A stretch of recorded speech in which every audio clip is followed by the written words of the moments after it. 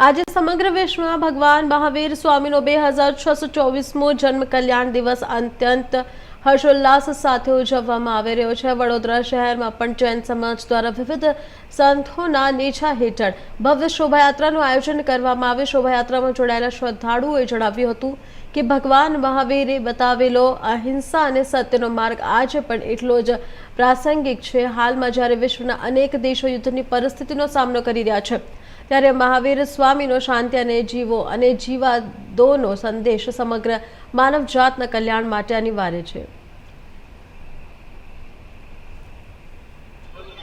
જય જિનેન્દ્ર। આજે જૈનોના 24મા તીર્થંકર પ્રભુ શ્રી મહાવીર ભગવાનનું જન્મ કલ્યાણક એટલે કે આપણે સાદી લેંગ્વેજમાં કહીએ તો સાલગીરા છે, બર્થડે છે। આજના જૈન સમાજ વર્તમાન જે મહાવીર સ્વામી ભગવાનનો સમય ચાલે છે એમાં જીવી રહ્યા છે અને એના શાસનને અનુસરી રહ્યા છે।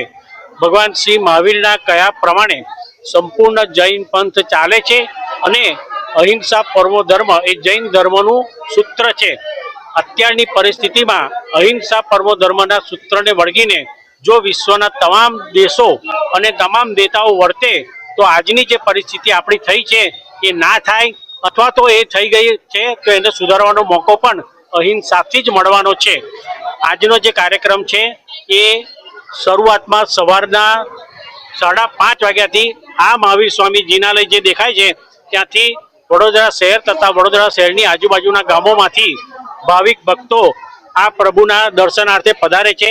સવારથી સેવા પૂજા આંગી બધું ચાલુ છે અને સમસ્ત વડોદરા જૈન સંઘ કે જે આખા ગુજરાત નહીં પણ ભારતમાં માત્ર એક એવી સંસ્થા છે કે જે શહેરના તમામ સંઘોને જોડતી એક સંસ્થા છે અને એને માટે એને સમસ્ત વડોદરા જૈન સંઘ એવું નામ આપ્યું છે।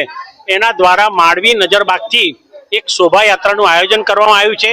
પ્રભુ શ્રી મહાવીરના જન્મ કલ્યાણક નિમિત્તે શહેરના રાજમાર્ગો ઉપર થઈને આ વરઘોડો અત્રે અહીંયા ગાડી પ્રભુ શ્રી મહાવીરના દર્શનાર્થે પધારશે। વડોદરાના આશરે 10 થી 15,000 જૈનો તમામ ફિરકાના આ વરઘોડામાં શોભાયાત્રામાં જોડાશે અને અહીંયા ગાડી દર્શનાર્થે પધારશે। આ ઉપરાંત આજના પ્રસંગમાં અમે જીવદયામાં સૌથી વધારે માનનાર વર્ગ છે।